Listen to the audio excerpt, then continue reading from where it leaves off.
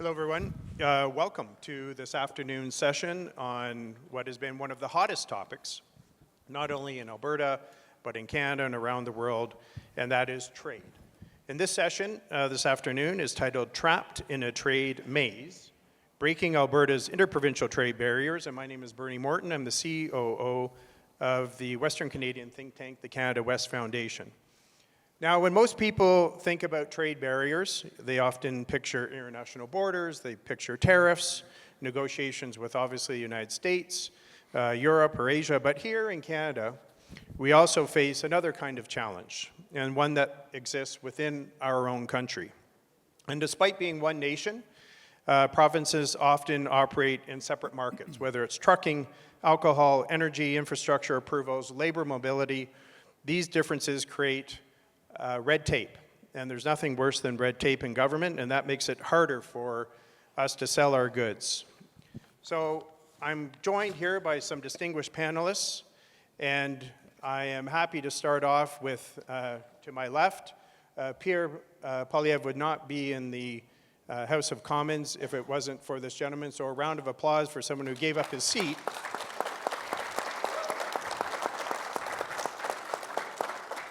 So thank you, Damien, for that. I'm also joined by Marco and Carlo, who bring very expert opinions and analysis on this particular issue. So, Damien, we'll start with you. Sure. You were just recently knocking on doors, both in the general election and also in the by-election with Pierre. And so, why has international trade become such an important issue? And what did you hear at the doors about it? Thank you, Bernie, and thank you to all of you who have come to gather with fellow Conservatives for an incredible weekend. Look, it I think boils down to something very, very simple, is that trade affects our pocketbooks. The free movement of goods and services is part of the foundation of what has allowed us, despite the challenges that we face in the contemporary circumstances in Canada, create one of the most prosperous circumstances the world has ever seen. It's the free flow of goods and services.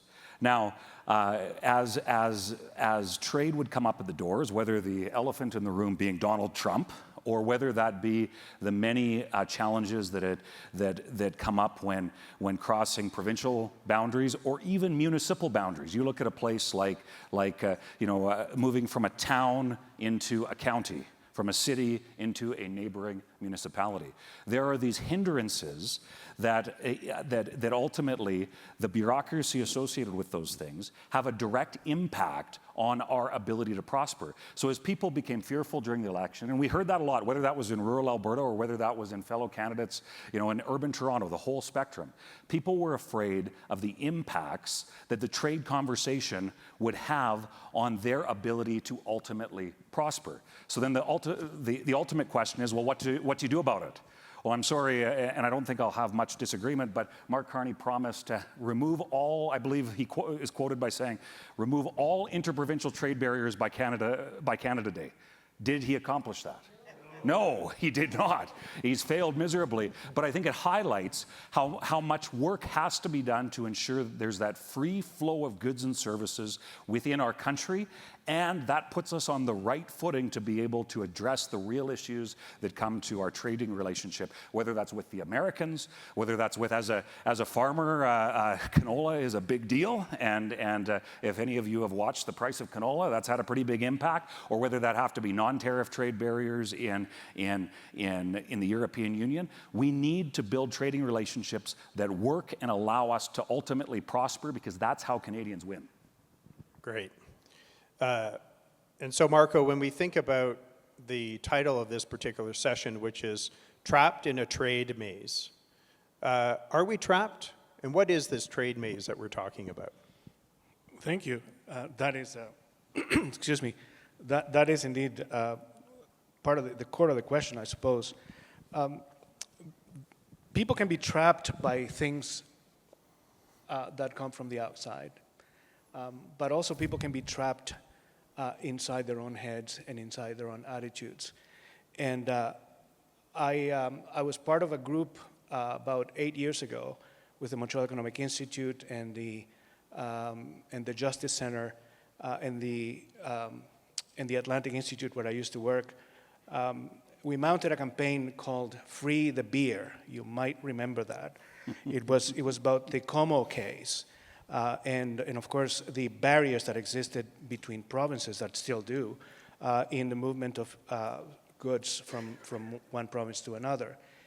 And what this recent spat reminds me, because in that campaign, we organized a conference, and the speaker, the main speaker of the conference, was the guy who is conducting the negotiations with the Americans today from New Brunswick.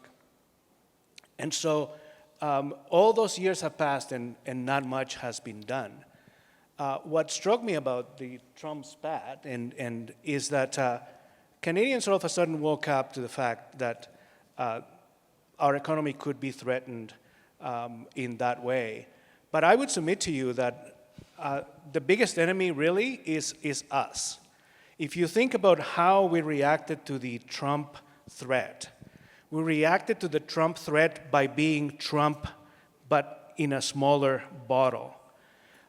Trump is about essentially strengthening what he would say the national economy, but that's the local economy. America is the local economy to him.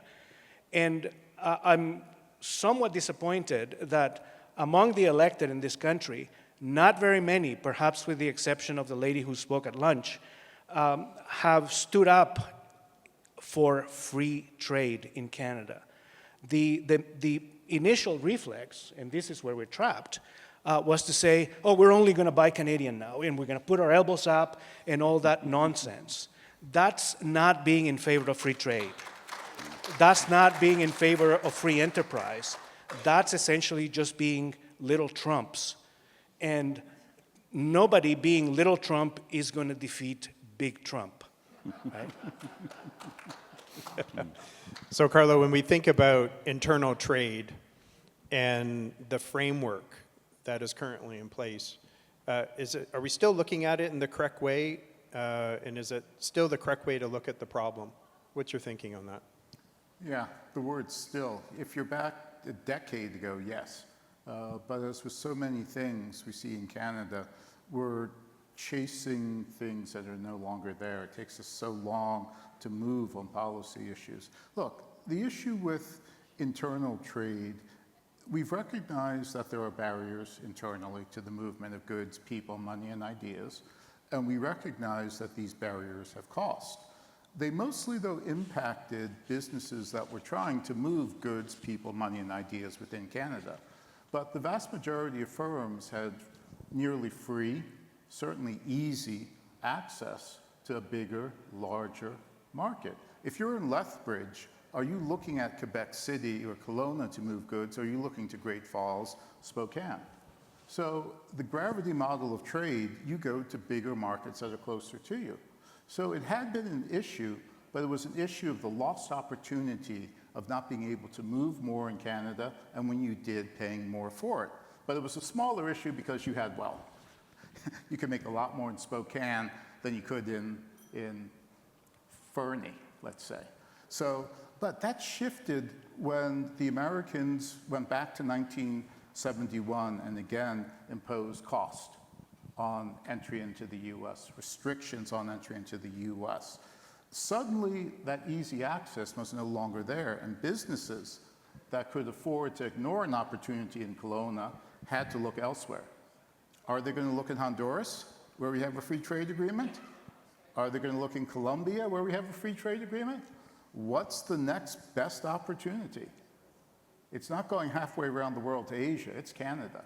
So the issue has shifted from cutting barriers to actually helping companies that need to replace lost jobs, lost customers in the US with customers in Canada.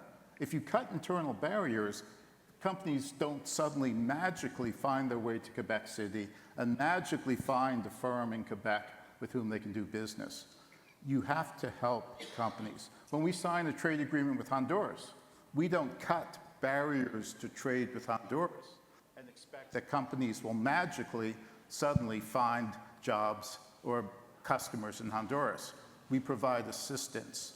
Canada is similar. If you're a firm in Lethbridge, what the heck do you know about Quebec City or Moncton or St. John? So we're fighting yesterday's issues, and we're going after yesterday's issues. The dramatic change is, if we want to trade within Canada, not only do we have to cut barriers, we have to do the same thing we do with any markets of distance for small companies. And that simply just hasn't been on the table. Right. And then in the context, worth an applause for sure. In the context, Damien, of, we've heard what the Prime Minister's position is on trade. There have been quite a few promises. We're waiting to see what the actions are going to be. What was the message that the Conservative Party of Canada was delivering at the doors related to internal trade? And where do you see the differences between the now current governing party minority and the Conservative Party position? We'll have to be a little careful here, because if Mark Carney's listening, he might just take all the ideas and run with it. But so look, I think what's been interesting is that we saw a massive shift in the national conversation over the course of a number of months, from President Trump talking about the 51st state to then this upswell of Canadian pride. And I had to chuckle when I saw Liberal MPs all of a sudden that were saying that we should be ashamed to be Canadian, then suggest that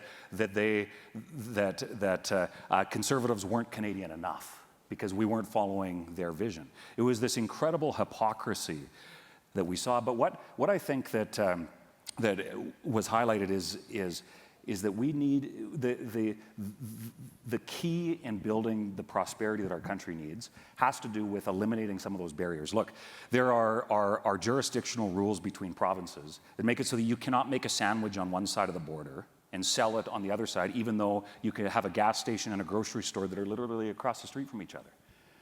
Lloydminster you're talking about. I didn't want to name names, but there's not too many like that. So you have examples like that all the way to the point where why would capital come to our country if it takes 18 years to approve the construction of a new mine? Now, when I've visited Washington on multi-party trips, you would meet with Democrats and Republicans, and they want what Canada has to offer. But why would a company invest dollars into a country where there's not even the possibility of a return on investment for, in some cases, more than 2 decades? So I think what the biggest difference was between what the Conservatives offered in the last election and what the Liberals offered is to do a reset on what I would call confidence in what Canada can be. The Liberals made a whole host of promises, and we see already that they're not that effective on delivering, certainly in the timelines that they've laid out. But we have the potential in this country to do great things, but we need a government that equips, enables, and removes the barriers that exist, and in some cases, gives the push required so that mines can be built, pipelines can be built, LNG liquefaction facilities can be constructed, that there's that push to ensure that the global markets have access to. And then when you do that in a way that increases the confidence of the marketplace, that's when you start to see capital coming back to our country. And you can build a mine, if you can approve a mine in 2 years and start to see a return on investment for a company in 4 years, all of a sudden you'll start to see those mines being constructed. And in the context of agriculture, you're a farmer, you've planted canola, you've planted wheat this year, you're looking forward to the harvest. What are some real, tangible examples that you can give in the agriculture sector that speaks directly to internal trade and barriers? Yeah. Whether it's trucking, going from different jurisdictions to different rules, whether it is licensing, there's a whole host of little things. But I think back to why trading relationships are important. So we have an integrated automotive market in North America. So when the Biden administration last year announced that they were going to take action against Chinese electric vehicles coming into the American market, it was big news. What did Canada do at that point in time? Well, we said we were going to study and evaluate what we should do. We waited 6 months and then announced the same things that the Americans, basically with a few small changes, that the Americans had announced 6 months prior to that. What the Conservative message was at the time is, look, we have an integrated auto market. Why are we not taking action, standing with a like-minded, whether we agree with the politics of who is in the White House south of the border or not? You have to stand with like-minded allies. And as a result, we now have punitive action taken against our country because we didn't take advantage of a trading relationship that has allowed prosperity in both of our countries. And as a result, farmers are now facing the brunt of that, and a response is required, whether that be action against China that is in a reciprocal manner, or whether that be support for our farmers to develop new marketplaces for things like canola. But ultimately, good, confident trading relationships allow us to move forward confidently so that we don't end up in a situation where an economy like China is able to drop the price of canola by $1.50 a bushel overnight. Right. And so as we start to think about, some of the solutions that have been thrown around and discussed, there's often these federal and provincial and also municipal, as Marco had mentioned, agreements that reduce barriers. So, Marco, what's been done, and what more can be done on this whole issue? Well, a lot has been done in some places and not a lot in other places. One of the models, for example, would be the New West Trade Partnership. That's for those that don't know, maybe you can explain the New West Trade Partnership. So it has become kind of the gold standard. It is an arrangement that originally was negotiated between Alberta, Saskatchewan, and British Columbia, where a vast number of goods and services and investment could be moved back and forth, including labor and so on.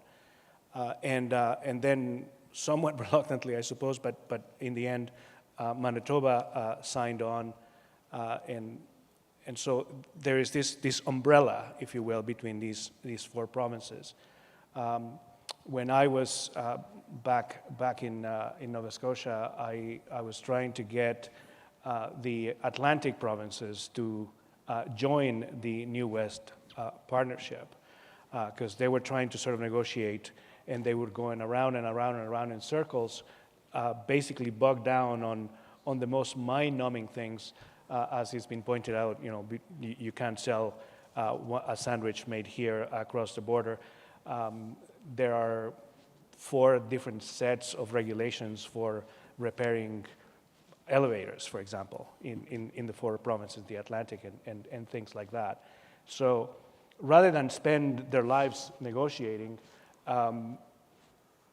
what I had suggested to them was basically join the 3-4 provinces in the West. Imagine that, ignore Quebec and ignore Ontario, and sort of create that bridge. They wouldn't have to be negotiating every tidbit of issues between the Atlantic provinces. They would have simply embraced the framework. So that's kind of what's been done, and that's kind of the gold standard in some respects, but it doesn't do everything, because of course there are certain things that the partnership, or that the treaty, if you will, does not cover. Pipelines, for example, and this has been the bane of the existence of the oil patch in Alberta and in other provinces as well. And so there are certain weaknesses to it, but they can be improved, and so it's a good start. The opposite of what not to do, I suppose, and it would be Quebec. Quebec has kind of this fortress economy, and is very difficult to pierce into it. But we do have some of that as well. We have the most liberalized economy when it comes to selling and buying liquor, for example. We should all be tumbling down left, right, and center. That's what they said when we were going to privatize it, and apparently that didn't happen. But there is also a centralized aspect of it, that if you want to import liquor from outside the province, it has to go through the same sort of funnel, no different than the one in Quebec, for example. So there's still improvements to be made there. One of the things that I think holds us up, and this came very apparent during COVID, is that there are certain regulatory organizations that are holding us back and holding us not just at the level of ideas, but at the level of politics and at the level of enforcement. I'm thinking about law societies, I'm thinking about medical societies, I'm thinking about nurses, teachers, and that sort of thing. They become regulators of their own professions, but they have also become enforcers of ideologies that have absolutely nothing to do with the economy. And they are essentially kind of gatekeepers. They keep people who don't think like them out of those jobs, and there's plenty of mobility for people who do think like them. And so that creates essentially a huge division. But also, ultimately, it creates the kind of environment in which people don't really want to be part of. And so, as an Albertan, I think that would be, we already have it pretty good in terms of rules for trade, and we have a tremendous entrepreneurial impetus. We should think about what's next, because everybody's going to try to catch up to us. How do we get ahead of that curve and become even better at what we do? That would be one of the things. So what has been done? Quite a bit, but there's still a lot more to be done. Just because Albertans perceive themselves to be at the forefront of that parade should not be any reason to stop pushing and trying to remove even other barriers, including, of course, the one at the level of ideas, but other issues. There is the banking issue. I can come back to that because I don't want to monopolize the conversation, but there are several things that Alberta still could do to fill the totality of the space that the Constitution gives it and grants it lawfully and constitutionally, and become more robust at what we do. And Carlo, when you mentioned earlier that we need to help companies, and trade barriers really impact companies, but they also impact the consumer. So when you talk about we need to help companies, what has been done already in recent years, and what more needs to be done specifically to help these companies with these particular issues? Sure. I'd like to jump back and touch on the what's done too, but very quickly. When you think about what's done for companies, put it in the context of what's happening right now. A key feature of the America First movement, if you go back to American Compass, Oren Cass, and the AFPI, and those folks, has been to move jobs to the U.S. So you have U.S. states, U.S. counties coming to Canada and offering to provide services and assistance to help Canadian companies move across the border and to take jobs and businesses to the south. So what we're talking about is not some sort of government subsidy or intervention. It's simply fighting fire with fire to some degree. We can't go chapter and verse, dollar for dollar with the Americans, but we can do the bare minimum. And in Canada, that means, again, the Lethbridge, Quebec City example. If you're in Lethbridge and you've lost a customer in Billings, Bozeman, or Missoula, someplace close by, because of higher tariffs, restrictions at the border, ag restrictions at the border, or other issues, you're going to need help finding services in Canada.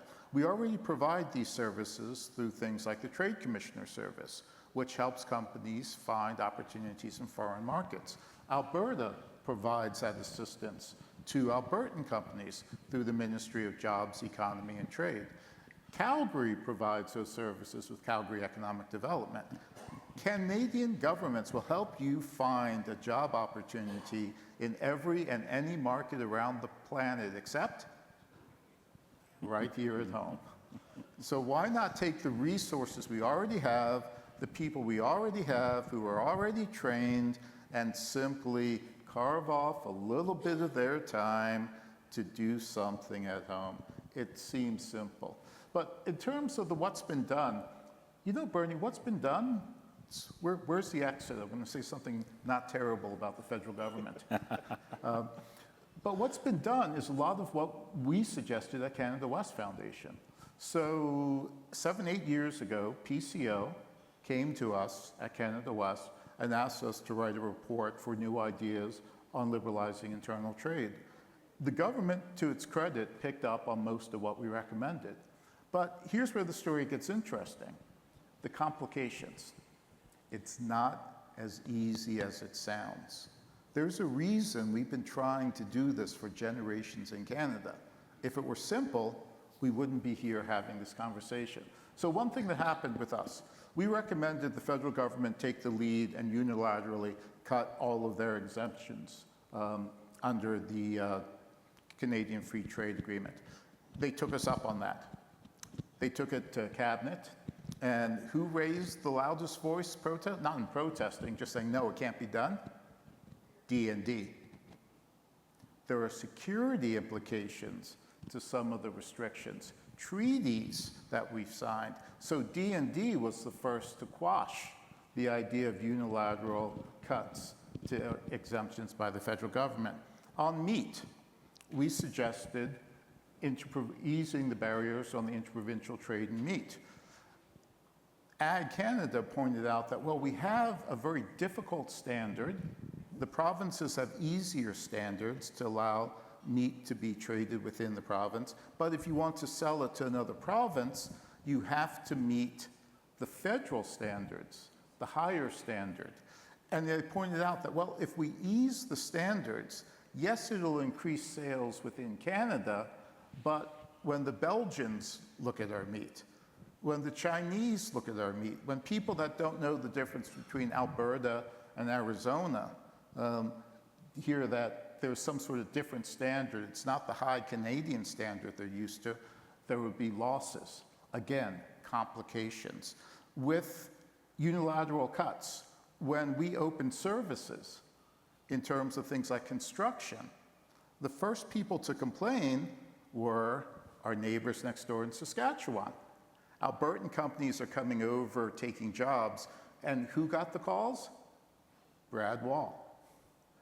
People weren't protesting in Alberta, hey, we've cut the barriers, we've got more jobs in Alberta, I'm going to call my MLA, I'm going to call my MP and congratulate them.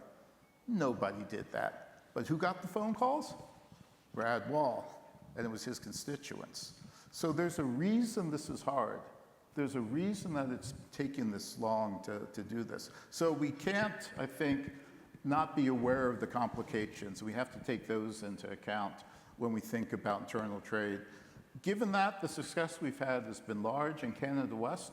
We really moved the needle on a lot of what we're seeing today with the work that we did 7 years ago.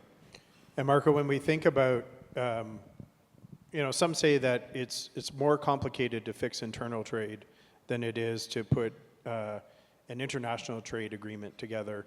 I'm not sure if that's true. You may have an opinion on that. But what are some of the worst examples that you know of that are sort of glaringly obvious where internal trade needs to be fixed, whether it's on supply management or, give us some of these concrete examples that you may be aware of. Supply management is really one of the first ones that comes to mind, of course. The movement of certain goods like milk products, dairy really, or meats or what have you. The other one is the movement of labor. We have an enormous amount of rules that are meant under the guise of safety and many different kinds of excuses to stop people from other provinces to come in and work in certain provinces. In Quebec, for example, in the construction industry, it's extremely difficult to have labor come in from the outside. They have all kinds of rules. In Atlantic Canada, if you're an electrician in New Brunswick and you want to go work in Nova Scotia, there are minute sets of rules that would prevent them from going across the border because the standard, for example, for boots in Nova Scotia is different than the standard for boots in New Brunswick. I'm not kidding. My personal favorite was the standard for safety kits, that you have to have X number of scissors or bandages or whatever in one province next to the other, and it was clearly meant to prevent people from essentially having that kind of movement. And so I appreciate Carlo's point that there are certain difficulties that are inherently sort of mechanical in a sense, but they're also political because it is very difficult to justify when you're an elected official how, because you have been in favor of the free movement of labor, that suddenly there are all these people coming from somewhere else, from the province next door, in Atlantic Canada, sometimes from the county next door, to work there, and are putting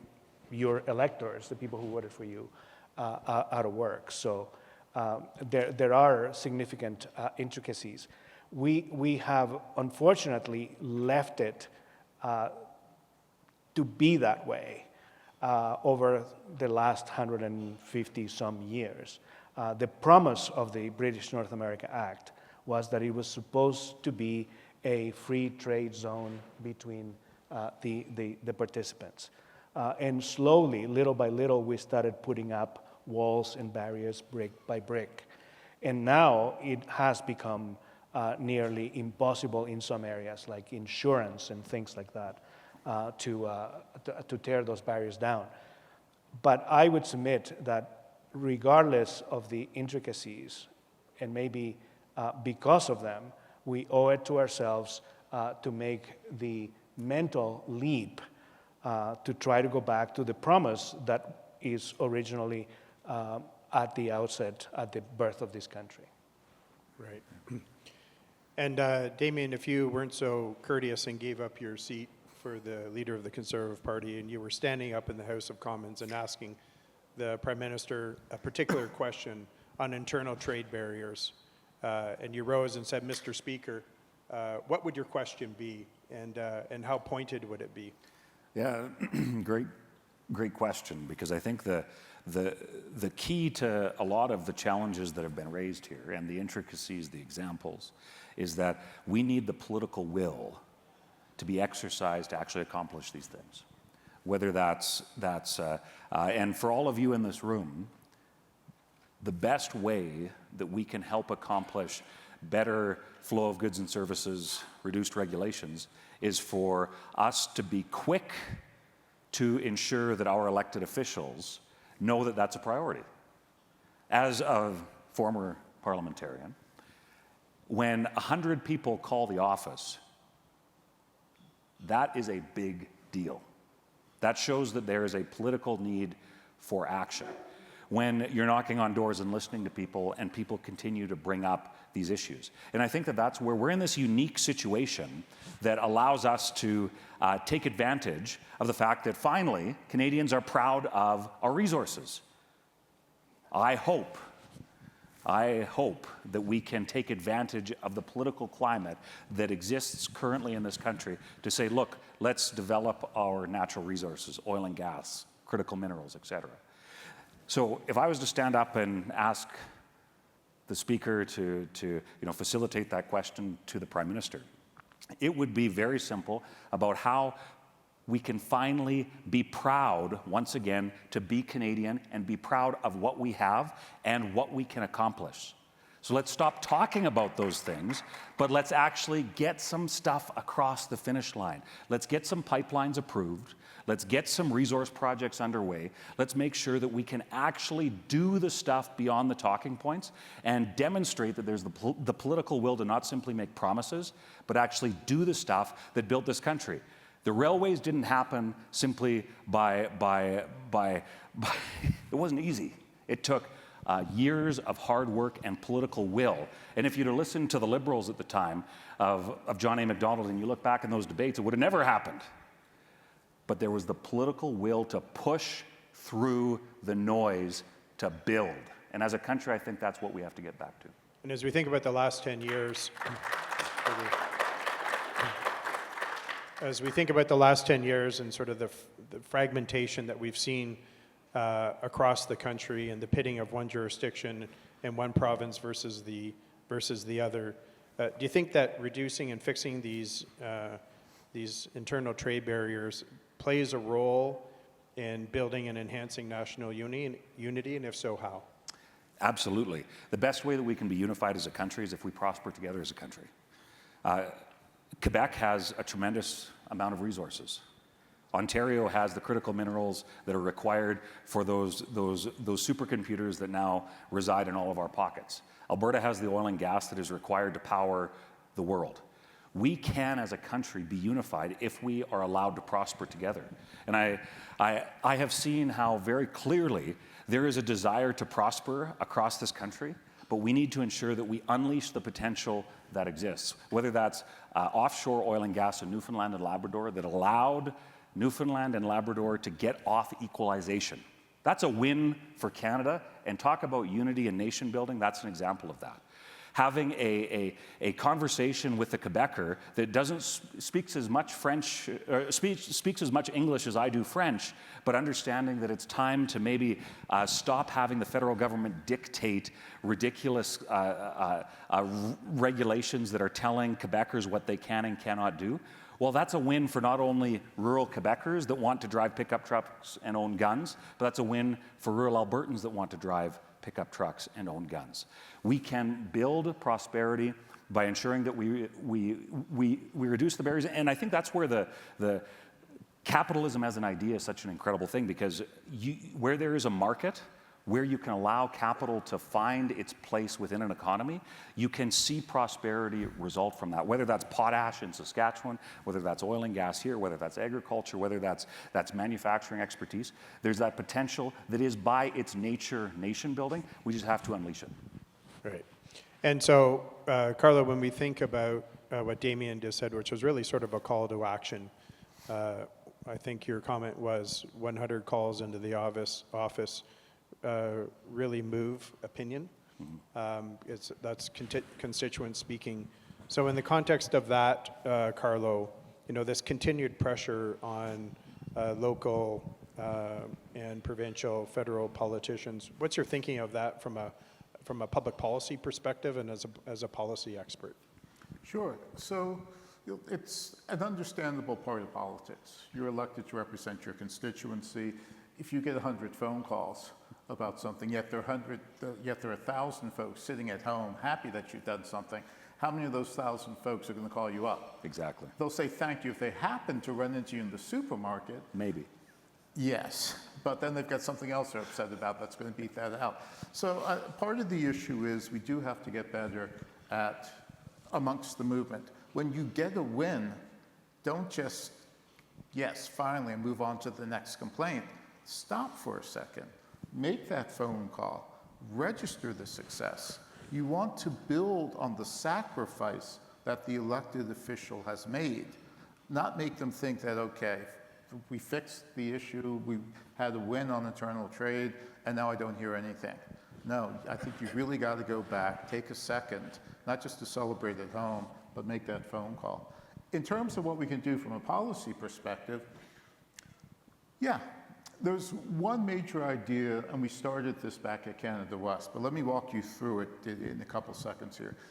When we liberalize trade with foreign countries, we cut restrictions, we allow imports, services, technology to come in from a trade partner like Japan with the TPP or Singapore. We take precautions and we have services in place to help companies that lose, companies that are harmed here in Canada. We recognize that cutting barriers will create winners, but it will also create losers. And we just don't throw people out to the wolves or throw them on the street. If there are harms that we know come from liberalizing trade, we make some effort to mitigate the harm, to help companies transition from the harm of opening up. Yet with internal trade, what do we say to folks? Yeah, thanks for taking one for the team. Let us know how it works out. So I think a lot of the opposition to removing barriers is this fear that people will suddenly be thrown open. When the Albertans come across the border, the Saskies feel, okay, that's it, we've just been abandoned. So the Americans do this very well. They provide trade adjustment assistance. If you can demonstrate that you've been harmed, there are government services and supports to help you. I think we can go one better than the Americans on that. And that is to say that the services are available, but show us the receipts. So we're not going to do a Quebec here and just hand out money. But if you can demonstrate clearly that there have been harms, there will be help. Look, it's a political issue. You're going to have to weaken the opposition. We've been banging our head against this wall for generations in Canada. If we keep banging our head with the same arguments, oh, they're cost savings, oh, it's for the good of the country, and if that hasn't worked for 40, 50, 100 years, what makes us think that throwing out new numbers, doing yet another study with numbers of potential gains is going to change people? So this is not a call to suddenly spend money.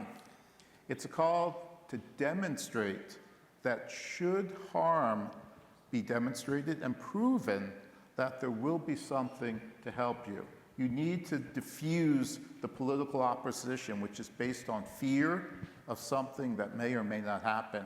If you can diminish that fear by letting them know that government will stand with them and help them, that will help. Saskatchewan is doing this.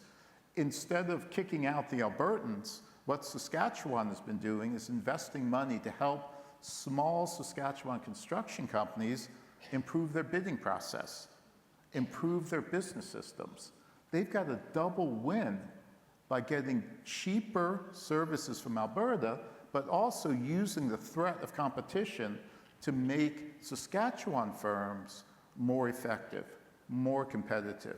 So you got to get creative with these solutions. And that's,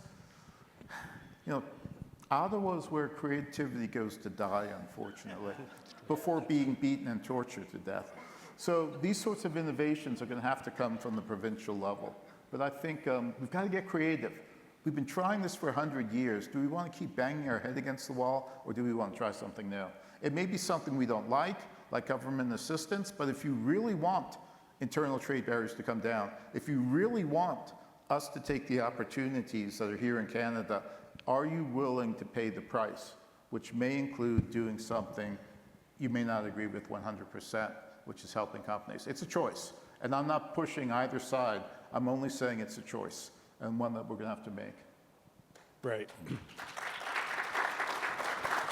And so if we know that tariffs and trade barriers increase the cost of living and make things more unaffordable or expensive for people, what are we talking about, Marco, in terms of how much economic growth and lost opportunity are we talking about? If we can put into perspective for our audience the numbers game. The numbers are pretty significant. There was a study done about the Atlantic provinces, for example, and the study found, it's a model, but the study found that if the 4 provinces in Atlantic Canada opened up in the same way, for example, that the West has with the New West Partnership, they would essentially increase their economic output by about 2%. So in an economy, for example, in Atlantic Canada at the time when it was barely less than 1% growth, an added 2% would be pretty significant. We also, there's been studies as well across the country that show that if most existing barriers today were essentially taken away, if we had come to that on July 1st, for example, the capacity generated in the economy would be somewhere between $50 billion and $130 billion, depending on how one calculates and whatnot. So this has a real impact on a per capita basis, even though these big numbers are so big that sometimes it's very difficult to relate to them. But in terms of Alberta, for example, the construction and the functioning of, say, something like Energy East would generate, on an annual basis, somewhere in the order of about $15 billion to the Alberta economy.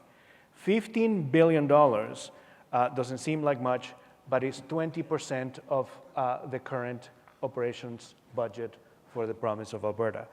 That's pretty good. If you got a bump in salary of 20%, I think you'd be pretty happy. Everybody would be pretty happy. And so the real net effect of this is not just that we would be fulfilling, again, the promise of this country from the start, but that we would also be richer. There are calculations as well in terms of the Trump tariffs. The Trump tariffs they have a cost, of course, to the American economy and to the Canadian economy, but most of those costs would be essentially negated by the amount of economic growth that the erasing of these tariffs between provinces would generate. And so I echo the sentiment that we need to look after our own house. We need to set our own house in order. And it's great to pursue all these trade agreements with foreign entities. Alberta has somewhere between 90 and 95% of its exports go to the United States. It is absolutely ludicrous to think that we should all of a sudden pretend that they're not there, or to say, like the Prime Minister, that the relationship has changed and we're divorcing them. Quebec's exports, 75-78% go to the United States. It is impossible to say that all of a sudden we're gonna stop and it's because we don't like the guy in charge, which, by the way, is a most anti-democratic sort of reaction, right? You don't want to deal with a country because you don't like the person that they elected. Imagine if the shoe was on the other foot, and the Americans didn't want to deal with Canada because the former Prime Minister was a little too cute, or whatever, right? It's insane. Anyway, back to numbers. These changes mean something, and policy is important. If you think about, for example, how many other jurisdictions in this country have the potential to generate economic growth out of hydrocarbons: Newfoundland, Nova Scotia, New Brunswick, Quebec, Ontario, British Columbia. Right? So Alberta is not just better off because we have oil and gas. Alberta is often better off because we have gotten after it. And that's what the rest of the country, I think, needs to do. So Damien, you're a former politician, you're a businessman, you're a farmer. You've seen a lot of trade barriers. If there was any one that kind of just irks you, what would that be? And why would you want to eliminate it? And give us some sort of tangible examples that maybe we could understand why it would be important to eliminate that. So I think there's two things that Two's good. Yeah. So first is we have created entire bureaucracies around the idea that we need to be able to keep people safe, and nobody disagrees with that. Whether that's food processing, whether that's product standards, whether that's vehicle standards, whether that's the licenses that we have. It seems to me that in the world in which we live, with technology having evolved to the degree that it has, that should be an easy one to jump over, and the hurdles that exist, because it's not so much a revenue model. Right? You have taxation, for example. Alberta has no GST. Saskatchewan has PST. So when construction companies see depreciation on their equipment purchased in Alberta and they go to work in Saskatchewan, there's challenges, revenue challenges in particular, surrounding that have a competitive disadvantage. However, when it comes to the bureaucracy that is involved in the name of trying to keep people in almost every circumstance safe, I see that as where, as Canadians, as Albertans, we should be quick to say, let's figure out how to leap over that hurdle, because Saskatchewan can't be that much better or worse at doing it than we are. Quebec cannot be that much better or worse, which then would allow us to create products, produce products, market products in a way that goes into my second point, and that is addressing the larger challenge of productivity. We have what I would suggest is a productivity crisis in this country. It is incredibly difficult to accomplish anything. So we've mentioned that in terms of massive nation-building projects, pipelines, ports, that sort of thing. But that is just as much the case when we have wait times in our healthcare system. That has a productivity impact when it comes to an individual that is not able to be a productive member of society. When you have to spend a day filling out forms to qualify for, a student loan application, to pick an example out. Let's make government more efficient. Let's use technology, things like AI. Why do we have to have a tax system that it takes months and thousands of employees to administer when we have incredible technology that could be on the cutting edge of making a leaner, more efficient, and less expensive federal government and provincial government? So let's eliminate the stuff that is done in the name of keeping us safe, figure out how to simply jump over that hurdle, because I don't think one jurisdiction in a country like Canada does it that much better than others. Let's solve that problem. And then the second thing is, let's figure out how to be conservative in the way that we administer government, make government more efficient, make the forms we fill out more efficient, make our taxes more efficient, so that Canadians can ultimately be more productive. Great, thank you. And Carlo, similarly for you, I mean, you've been exposed to a lot of the topics on trade, both international trade and internal trade. What's sort of one or two examples of trade barriers that just irks you and thinks this is low-hanging fruit, we can fix this imminently and make things better? You're looking for something that irks me, that's low-hanging and solvable. Okay. If you had the magic pen, yes. For my next trip, look at the rabbit out of the hat, right? The biggest one is, of course, supply management. This is a direct cost on Canadians. Why does a poor single mother trying to feed her kids have to pay more for milk and dairy products than someone across the border in the same situation? Why are we taking money from poor Canadians, or from all Canadians? Why are we inflating? Anyway, sorry. You get the point. But it irks me because there's an opportunity to sell milk globally. We're part of the Trans-Pacific Partnership Trade Agreement. We've got the Kiwis and the Aussies who are tough competitors in those markets, and who won't be too happy if we suddenly are able to sell in those markets, which we can't because of supply management. We're not allowed to export milk products above a certain very small limit.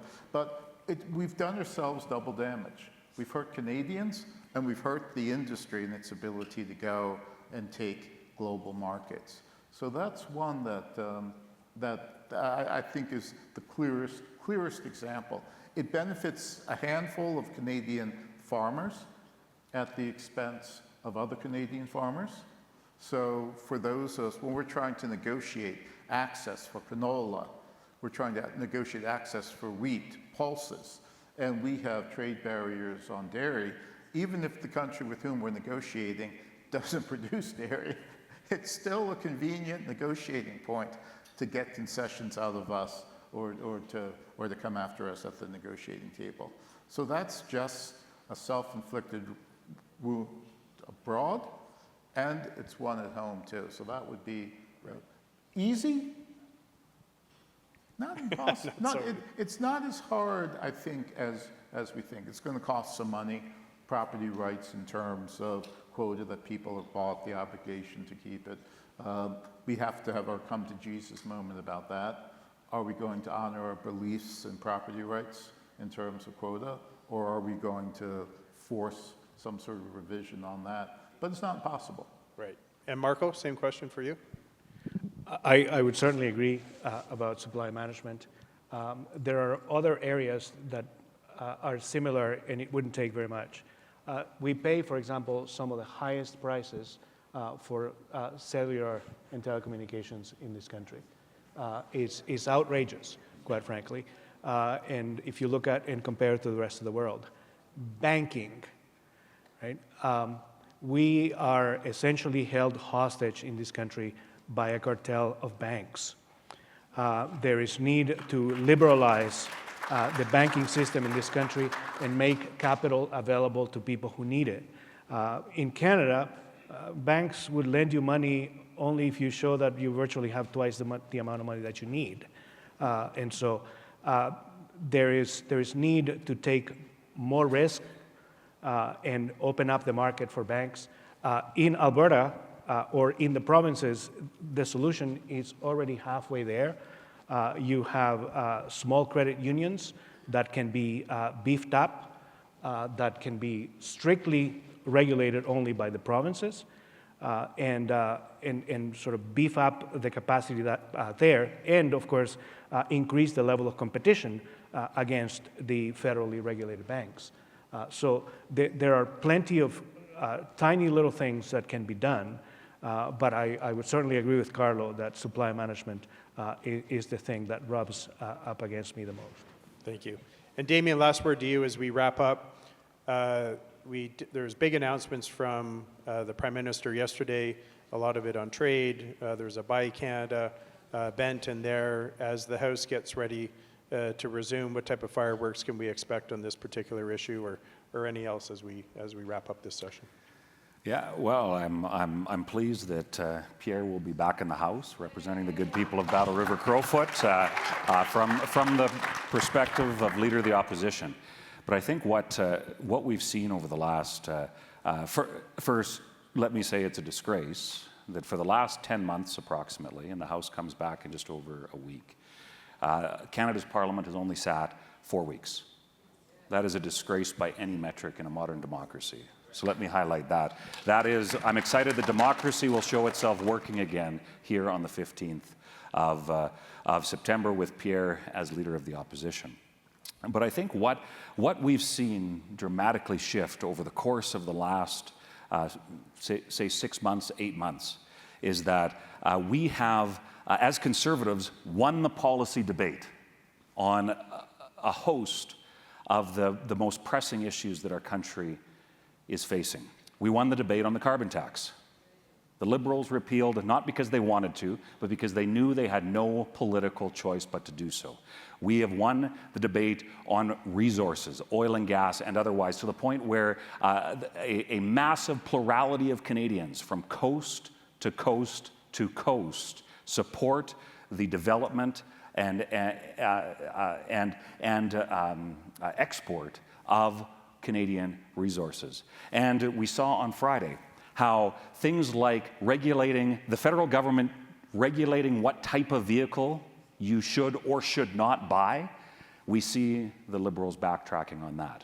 So I think that as the House comes back in a little over a week's time, we are going to see that Conservatives can and should be proud that we have shifted the national conversation to being the default position of freedom. Now the key is we have to see that the Liberals follow through on where they've taken our ideas and present a very real, tangible path forward for Conservatives that say, look, it's not simply enough to take our ideas, you have to follow through on making sure that the country actually lives, grows, and prospers with Conservative ideals. Gentlemen, thank you for being here today. We really appreciate having your views. Ladies and gentlemen, this has been your panel on trade.